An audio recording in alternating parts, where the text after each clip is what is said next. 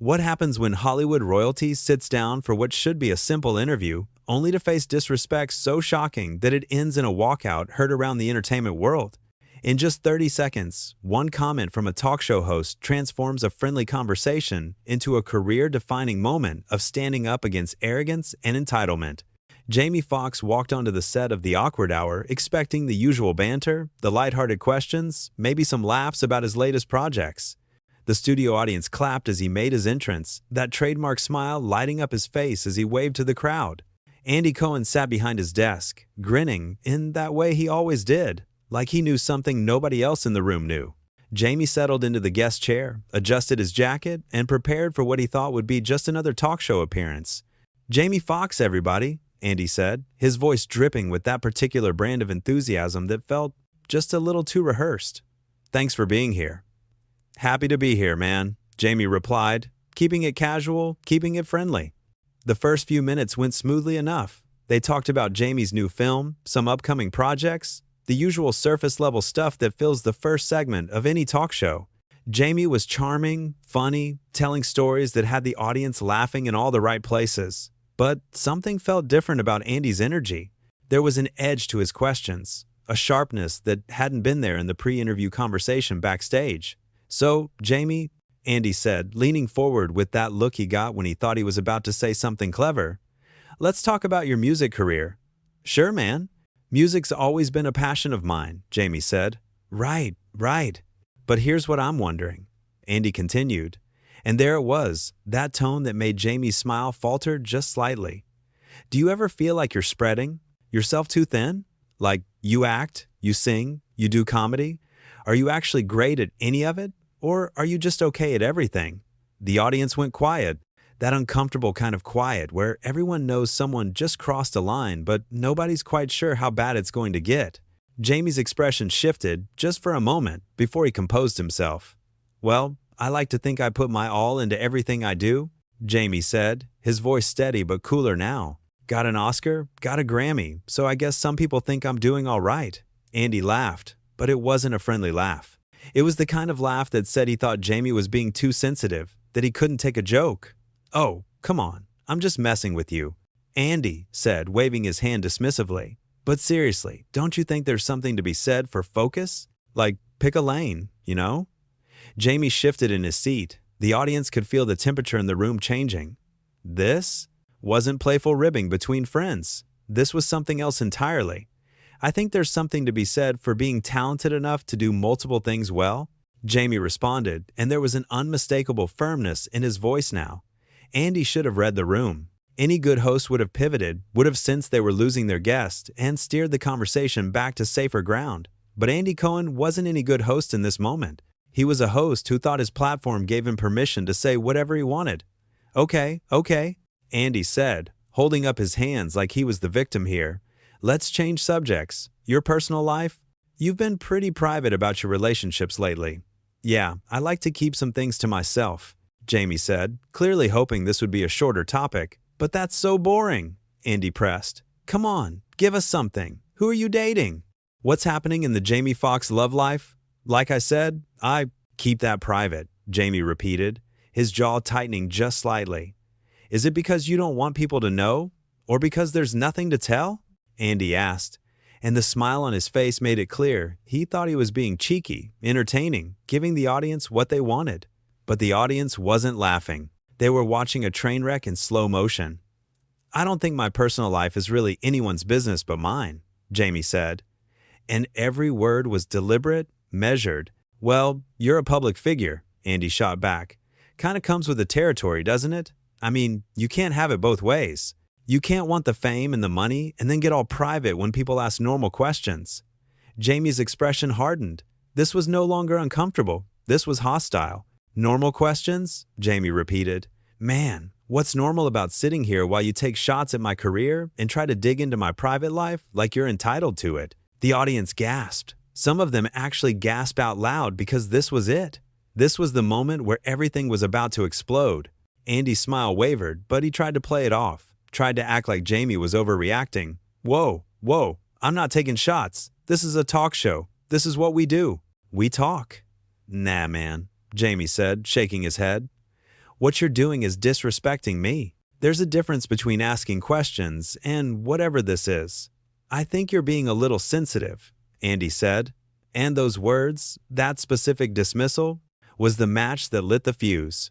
Jamie stood up, not quickly, not in a rage-fueled burst, but with a calm, deliberate purpose that was somehow even more powerful. He unclipped his microphone, the sound of it crackling through the speakers as he removed it from his jacket. Sensitive? Jamie said, his voice carrying across the silent studio. Nah, I'm being a man who knows when he's being disrespected, and I'm not. Gonna sit here and let it continue. Andy's face went through several emotions at once. Shock, indignation, maybe even a flicker of fear as he realized this was actually happening, that his guest was actually walking out. Jamie, come on, Andy said, trying to sound reasonable now, trying to backtrack. Let's just talk about this. Sit back down. There's nothing to talk about, Jamie said. You brought me here to tear me down, to make yourself look clever at my expense. That's not an interview. That's not a conversation. That's just you being disrespectful because you think your desk gives you that right. The audience was completely silent now. Some of them were pulling out their phones, already recording, already knowing this was going to be everywhere by morning. The producers were probably losing their minds in the control room, but nobody stopped what was happening. Maybe they were too shocked. Maybe they knew there was no stopping it. I don't think you understand how this works, Andy said, and there was an edge of desperation in his voice now, mixed with indignation. This is my show. I ask the questions. That's literally the format. And I'm the guest, Jamie countered, and guests deserve respect. You don't get to treat people any way you want just because they're sitting in that chair. Andy stood up too now, as if that would somehow help him regain control of the situation. You're overreacting to some simple questions. This is ridiculous. Simple questions? Jamie laughed. But there was no humor in it. Man, you called my career into question, dismissed everything I've accomplished, tried to pry into my personal life when I said no, and then told me I was being too sensitive when I called you out. That's not simple questions. That's you showing who you really are. Who I really am? Andy's voice was rising now, his composure cracking. I've interviewed hundreds of people on this show. Nobody else has had a problem. Maybe they should have, Jamie said quietly. And somehow that was more devastating than if he'd shouted it. The audience murmured at that, a ripple of reaction spreading through the crowd, because everyone watching knew what Jamie meant. How many other guests had sat in that chair and endured dismissive comments, inappropriate questions, disrespectful treatment, and just smiled through it because that's what you do on a talk show? How many had gone backstage afterward, feeling small, feeling like they'd been used? I think you need to leave, Andy said, trying to regain some authority, trying to make it seem like this was his decision. I am leaving, Jamie said. That's what I've been doing for the last 2 minutes while you tried to convince yourself you didn't do anything wrong. Jamie turned toward the audience, and his expression softened just slightly. Thank you all for being here, he said to them directly. You seem like good people. Don't let anyone treat you the way he just treated me. You're worth more than that. The audience erupted in applause. Not the polite, expected applause of a talk show audience, but genuine, enthusiastic applause. Some people stood up. They were applauding Jamie for standing up for himself, for refusing to be diminished, for walking away from disrespect, even when walking away meant making a scene. And he just stood there, his face red, his hands clenched at his sides. He looked like he wanted to say something, to have the last word, but what could he say? His audience was cheering for the man who was walking off his show. Jamie headed toward the exit, and the cameras followed him every step of the way. You could see it on his face that he wasn't doing this for show, wasn't doing this to create a viral moment. He was doing it because he'd reached his limit, because staying would have meant accepting treatment he wouldn't accept from anyone, famous host or not. As Jamie reached the edge of the Rasfritz stage, Andy finally found his voice again. This is so unprofessional. Jamie stopped. He didn't turn around fully, just glanced back over his shoulder. You want to talk about unprofessional? Look in the mirror, man. And then he was gone, disappearing backstage while the audience continued to applaud, while Andy stood there at his desk looking lost, while the producers scrambled to figure out what to do with the rest of the show. One of Andy's assistants rushed onto the stage, whispering frantically in his ear. Andy nodded, his face still flushed, still processing what had just happened. He looked at the audience, at the cameras, and you could see him trying to figure out how to spin this, how to make himself look like less of a villain in this situation. "Well," Andy said, his voice shaky, trying for levity and failing. "That was unexpected." The audience didn't laugh. A few people booed. Actually booed the host on his own show. Andy flinched at the sound. "Look, I was just doing my job, asking questions, trying to make good television." "You were being rude," someone from the audience shouted, and others voiced their agreement. Andy's expression shifted again, this time to anger, pure, undiluted anger at being called out by his own audience. "I don't need to explain myself to you people. This is my show." That phrase again, my show, like ownership of a television program, gave him ownership of basic decency. Like having his name in the title meant he could treat guests however he wanted. "Maybe it shouldn't be," another audience member called out, and this time the agreement was even louder. The assistant was back, pulling Andy toward the desk, clearly trying to get him to sit down, to go to commercial, to end this disaster before it got worse. But Andy shook him off. "No," Andy said, addressing the audience directly now. "You all saw what happened. I asked normal, standard talk show questions, and he freaked out. That's on him, not me." But the audience wasn't buying it. They'd been there. They'd heard the tone, the dismissiveness, the barely concealed contempt in Andy's questions. They'd watched Jamie try to deflect politely, try to keep things professional, before finally reaching his breaking point. "He was disrespectful," someone shouted. "No, you were," another voice countered, and it was clear they were talking to Andy. The host's face went through another series of expressions. Disbelief that his own audience was turning on him, anger that they weren't taking his side, maybe even a flicker of realization that he'd actually been in the wrong, though that last one was hard to read. "We're going to take a break," Andy finally said, his voice tight. He looked directly into the camera. "And when we come back, we'll have our next guest, someone who actually wants to be here and knows how to conduct themselves professionally." The dig at Jamie was obvious, petty, the last desperate attempt of a man who couldn't admit he'd been wrong. The audience murmured their disapproval as the show cut to commercial. Backstage, Jamie was already removing the rest of his microphone equipment, handing it to a stagehand who looked absolutely mortified by everything that had just happened. "I'm sorry you had to deal with that," the stagehand said quietly. Jamie just shook his head. "Not your fault, man. You didn't do anything wrong." A producer appeared, tablet in hand, face pale. "Jamie, I'm so sorry. I don't know what happened out there. Andy's usually, he can be. I'm just really sorry." "It's done," Jamie said. "I'm not angry at you or anyone else on the crew, but I'm not going back out there, and I'm not doing any kind of reconciliation segment or whatever you might be thinking about." "No, of course not," the producer said quickly. "I completely understand. Can I at least get you a car? Make sure you get out of here without any hassle?" Jamie nodded. "Yeah, that'd be good. Thank you." As Jamie waited for his ride, he pulled out his phone. It was already blowing up. Social media was apparently erupting with clips of the walkout, with reactions, with people taking sides. He scrolled through a few of the posts. Most of them were supportive, praising him for standing up for himself, for not tolerating disrespect just because he was on someone else's show. But there were critics too. People saying he'd overreacted, that he couldn't take a joke, that he'd been unprofessional for walking out. Jamie read those comments too, let them register, and then put his phone away. He knew his truth. He knew what had happened in that chair, how it had felt to be systematically dismissed and belittled under the guise of entertainment. Back on the set, the show had returned from commercial.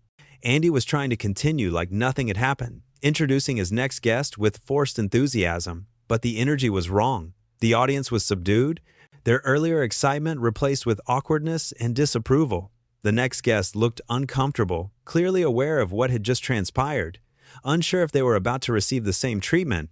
Andy tried to course correct, being noticeably gentler with his questions, more respectful in his approach, but it was too late. Everyone could see it for what it was, a performance, damage control. The real Andy Cohen had shown himself in those minutes with Jamie Foxx, and you couldn't just pretend that person didn't exist. In the green room, other scheduled guests were having hurried conversations with their managers and publicists. Should they still go on? Would they be associated with this disaster if they did? Some decided to honor their commitments. Others quietly made their excuses and left through the side exits. The show limped to its conclusion, Andy's closing remarks sounding hollow and defensive. He didn't address the Jamie situation directly, but he didn't need to. It hung over everything like a cloud, impossible to ignore, impossible to dispel. Jamie's car arrived. He thanked the driver, slid into the back seat, and watched the studio disappear behind him. His phone was still buzzing with messages, colleagues reaching out to express support, friends checking if he was okay, his team already strategizing about statements and responses. But Jamie didn't want to think about any of that yet. He just wanted to sit in the quiet of the car and process what had happened. He'd walked off a television show, actually stood up and left in the middle of a live taping. It wasn't something he'd planned, wasn't something he'd ever imagined doing. But in that moment, staying had felt impossible. Staying would have meant accepting that this was okay, that hosts could treat guests this way, that fame and success meant surrendering your dignity at the door. The car drove through the city streets, passing billboards, advertising shows, and movies. Some of them featuring Jamie's face. He'd built a career on being professional, on being gracious, on being the guy everyone wanted to work with. Walking off that show went against every instinct he had about how to conduct himself in this industry. But there was a difference between being professional and being a doormat. There was a difference between graciousness and allowing yourself to be diminished. Jamie had spent years learning when to smile through things and when to stand firm, and tonight had been a moment that required standing firm. His phone buzzed again. This time it was a text from a fellow actor, someone he'd worked with years ago. Saw what happened. Good for you. Someone needed to do that. More messages came in, similar sentiments from people across the industry. Producers, directors, other actors, all expressing some version of the same thing. That they'd seen the clip, that they supported him, that it was about time someone called out that kind of behavior. Jamie read. Through them, feeling something shift in his chest. Maybe this hadn't been a disaster. Maybe this had been necessary. Not just for him, but for everyone who'd ever sat in that chair or chairs like it, enduring disrespect because they thought they had to, because that's what the job required. The car pulled up to his hotel. Jamie thanked the driver, stepped out onto the sidewalk, and paused for a moment before heading inside. The night air was cool, the city sounds familiar and comforting. He thought about tomorrow, about the conversations he'd need to have, the questions he'd need to answer. But mostly he thought about that moment when he'd stood up, when he decided that his dignity was worth more than finishing a talk show appearance. It had felt right then, and it felt right now. Whatever came next, whatever the fallout or the consequences, he'd handled it the only way he could have and still respected himself in the morning. Jamie headed into the hotel lobby, nodding at the doorman, making his way to the elevators. Behind him, the city continued its endless rhythm, millions of people going about their lives, most of them unaware of what had happened in that studio tonight. But for those who'd been there, for those who'd seen it, something had shifted. A line had been drawn, a boundary had been established. And maybe, just maybe, the next time a host thought about dismissing a guest, about treating them as less than, they'd remember this moment. They'd remember Jamie Foxx standing up, removing his microphone, and walking away. They'd remember that fame didn't make you immune to the need for basic human decency, and that platforms didn't give you permission to be cruel. The elevator doors closed, carrying Jamie up toward his room, toward rest, toward whatever tomorrow would bring.